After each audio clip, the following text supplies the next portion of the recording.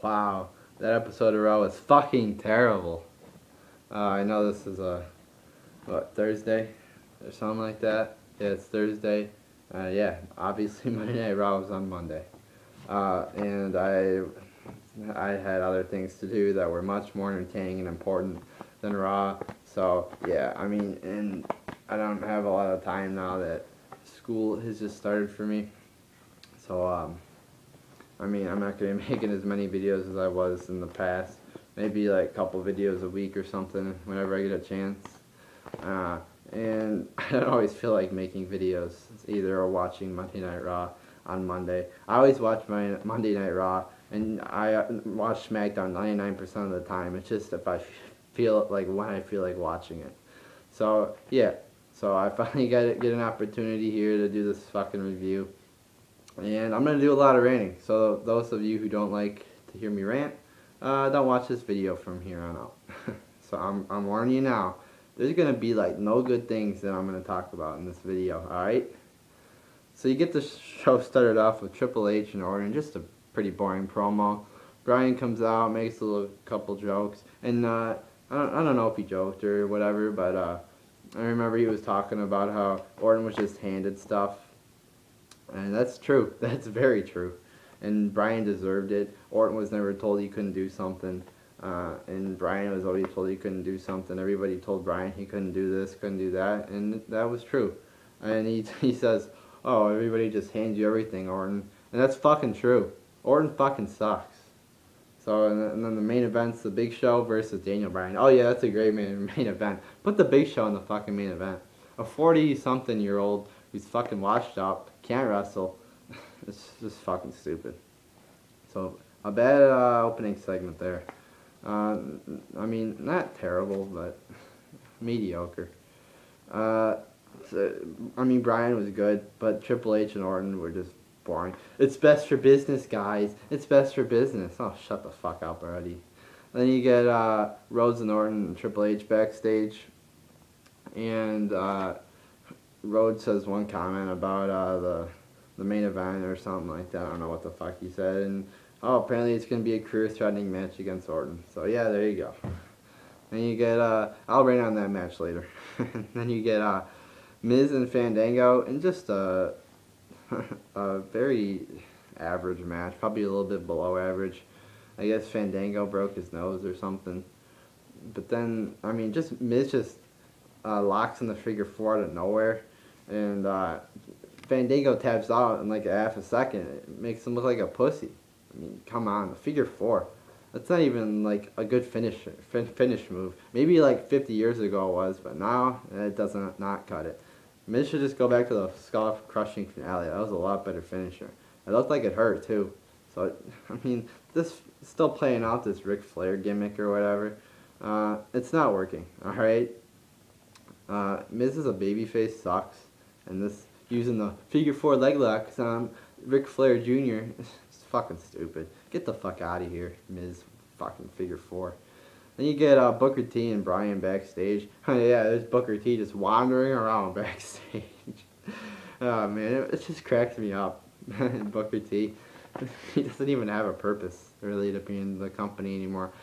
I mean, he's just wandering around backstage, doing nothing. So he decides to talk to Daniel Bryan. I mean, what job does he have? He's not the GM anymore. I mean, what's he, a janitor? So they should just put him back on commentary. He was a lot better on commentary than he was a GM.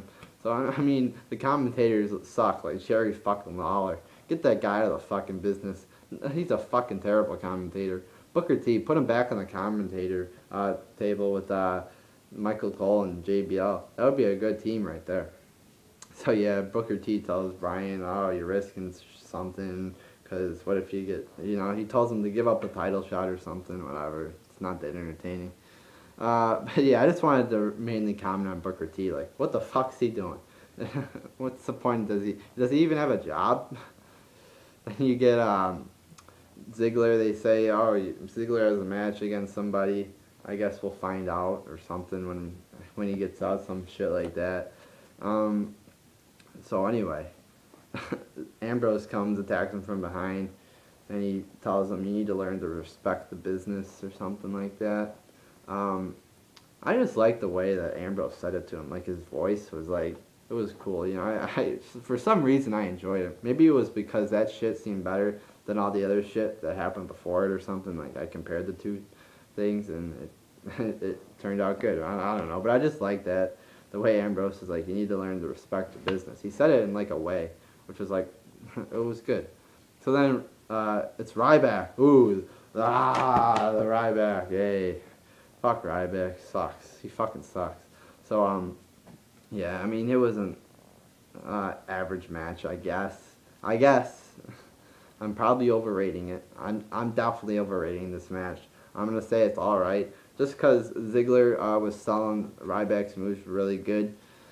So yeah, and I'm a fan of this one move that Ryback does. He has him on he has a guy on his shoulders and he like swings him around and he body slams him or whatever. I like that move. You know, I'll give him credit. That's one of his only good moves.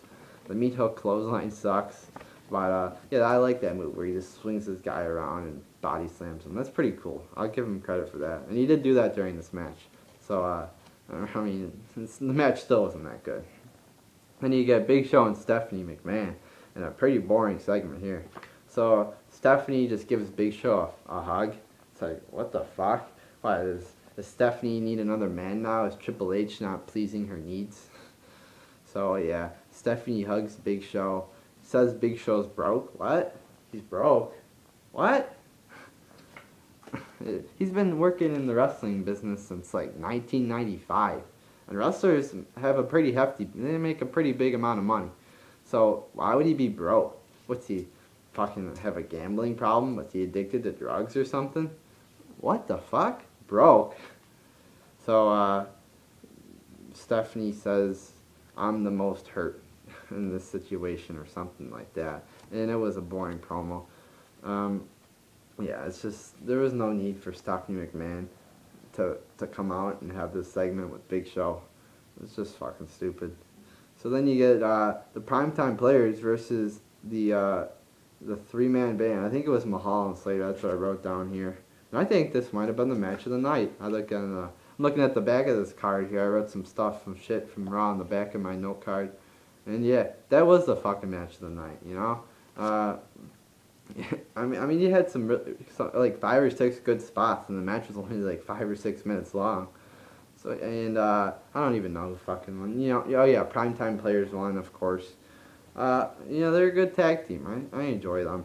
So yeah, this was a, you know, I like Slater. And I found it funny when Slater started imitating, what did he imitate, fucking Titus Young or whatever the fuck his name is. Is that his name?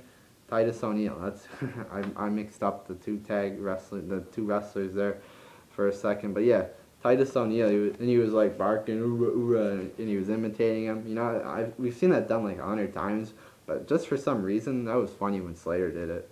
He's got charisma, and he could sell. So just give him a little bit of push and get him out of this fucking terrible gimmick.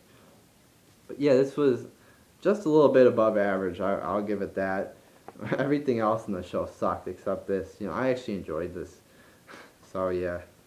And you know, it wasn't bad. I'll take it. When you get a bunch of shit and this was good. You know, I was happy. I'll just say that I was happy. And I'll leave it at that. Then you get the Wyatt promo, and this wasn't good at all. I mean, he talks about some bitch flying to the sun or whatever and melting his wings. What the fuck does that have to do with Kane? So then they finally mention Kane. They don't even really update you on what Kane's doing. At least they addressed it though. You know, for 2 weeks or whatever, Kane was MIA. He was fucking mission in action. So they should have at least addressed it, or like something after SummerSlam, or even the Raw after SummerSlam. They didn't even bother to address it. They should have at least fucking said, oh, well, we don't know where Kane is. Where's Kane? We don't know where he is. They should have at least addressed it. Then you get Orton versus Rhodes. You know, fucking not good match, alright? A few good spots from Rhodes here. But Orton did nothing. He botched it again. Botched again. Yeah, that's right. Rhodes, yeah. Rhodes was slamming Orton's head into the fucking steel steps, and all he had to do was fucking hit it like that. Just put his hands first and his head like that, and fucking hit it. But he couldn't even do that. Fucking disgraceful right there. Fucking terrible. I mean, if you can't do that, then you shouldn't even be a fucking pro wrestler. So he botched that. He had a rest hold, which I timed because I was watching on the fucking computer in my fucking room. So I fucking timed this shit. A 48.6 second rest hold. So yeah, you know, people ask me, oh, Orton doesn't suck. Well, you might think I'm criticizing Orton, getting down to the nitty gritty, and I am, alright? Orton's the guy I like hate most right now, so I'm gonna be very detailed in my rants about him. So, and I wrote down the most notes on here about Orton, because I hate him, and I'm backing it up, alright? And I'm gonna make a video where I give you a link in the description to click on the Orton match, and it's going to be the Orton versus Christian match from Raw, and you're going to watch that match, and I'm going to do fucking commentary, and I'm going to explain to everybody in the world why Orton fucking sucks, alright? So that one's probably going to go up today. I'm still figuring out how to do it with the audio and video, but I'm going to find out a way to do it. I'm going to do more of that shit if I can. So yeah, and Rose, he's just gone. He's just gone like that. Poof, gone. Yeah, that's great. A good talent, Rhodes was. I don't know if he's coming back or not, but if he's not, well, it doesn't really matter because he's not going to get pushed anyway. And if he is, well, that's good because he's a good talent. But yeah, I mean, is he gone for his wedding? I don't know. But whatever. We'll find out what's going on with him. I haven't even seen anything on the wrestling websites about him, if he's gone for good or not. Then you get the Punk promo, which was boring. I mean, just a very generic babyface promo here. Says he's going to beat Axel, and you're going to see a side of him you've never seen before. Oh! And he's so mad right now. He's going to fight so, like, good, because he's angry. We've seen this before with Jericho and Punk with the feud at WrestleMania 28. So yeah, it's just a very, it wasn't good. Alright, back to the fucking card. That means we only got 4 fucking segments left to review here. Alright, Divas match fucking sucked. You got a big fucking botch where you got one of the, I don't know who the fuck the Bella Twins are. You know what, they should just fucking put their names on their fucking boobs or something. Right, Nikki across their boobs so I know who they are.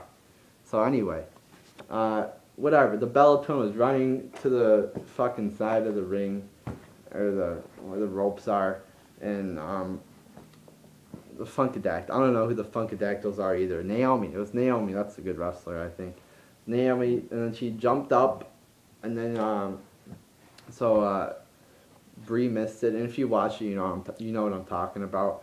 So Bree's, or whatever, Bree, I'll call her Bree, alright? It's Brie Bella, so I don't have to keep saying one of the Bella Twins, alright? So I think it was Brie Bella anyway. So Brie Bella's head was like hanging like through the ropes, like if this is her head, and then I guess Naomi was supposed to like come back down and hit her with her vagina or something like that. But I guess, I don't know what happened, and then Nikki pulled her head back in, like, too early, and then they were just standing there for, like, a couple seconds, and it was just, like, awkward as fuck. So, I mean, a big botch there, or if that was supposed to happen, then that just looked fucking awkward. If that wasn't a botch, then that just shouldn't be a move. Then you get RVD and Sandow. Alright, not anything special. RVD wins again. Sandow loses again. We've seen this match like 2 or 3 times in the past 2 weeks. Same result, a 5-minute match with Sandow getting buried. And RVD isn't bad, I'm not saying that I hate him, but it would be nice if just one time RVD could lose to Sandow. Like Sandow could get I don't know, like a cheap win or something, like cheat or something and win. Just one time. He's a Money in the Bank winner. He's young, he's a new talent. Why don't you just job to him one time? Then you get, but I still like RVD, alright? He's good, alright? One of the top guys that I like in the company right now. He's very talented in the ring. Then you get Rhodes backstage, and this was a good part of the show. All right, and I know I said none of the show was really good, but I don't really consider a backstage segment like a full segment. But this was a good. He talks about how his brother was dressed in gold, his father was dressed in polka dots, and how McMahon has disgraced the Rhodes family. So yeah, a nice little farewell to Cody. So bye, Cody. So yeah. I mean, it's sort of sad to see Rhodes go. I wasn't like crying or anything, but yeah. I guess that's all for that's the last time we're going to see Cody Rhodes, forever or for at least a little bit. Maybe he'll return. I hope he does. Then you get fucking Bryan and the Big Show. The Big Slow. Shitty match here. Not anything good. For a main event, this match fucking sucked. So, you know, I just fucking want to get this review over with. Because nothing good to talk about. And I like to rant, but not this much. I like to talk about good shit, too. So, just a little too much ranting for me. 16 minutes of ranting already, and I'm just fucking getting tired of ranting. So anyway, then Triple H tells Big Show to knock him out. He does, because Stephanie told him to get back in the ring. Just fucking the same shit as they've been doing. Bryan's like 7-on-1 or something, 5-on-1, I don't know. And he gets beat up every time. It's fucking stupid. So yeah, Bryan's obviously not gonna get over on the fucking corporation because he's outnumbered, and it's been the same ending every week. There's no variety to the fucking end of the Raw. I'm just fucking tired of bitching about this shit. I made so many bids on hating Orton and Triple H and the whole fucking corporation and the whole fucking WWE. Fucking terrible episode today. Not today. Fucking on Monday. I watched the show today. It feels like I watched it. You know, it feels like fucking Monday almost because I watched the show. But, yeah. Now I gotta fucking watch SmackDown. Fucking gotta watch. Got fucking Raw on Monday again. And fucking WWE sucks. Alright? I crumpled up the piece of paper because I'm getting very mad. So I better just stop this video right now. Alright, I'm sure this might have been my longest video ever, but I told you I was going to do a lot of ranting, so please don't comment and say that I'm fucking bitching. And even if you do, I don't fucking care. Alright? So fuck WWE, fuck Monday Night Raw, fuck everybody, except Daniel Bryan and all the guys I like. And if you've been watching a lot of my videos, you know the guys I like. So, there you go.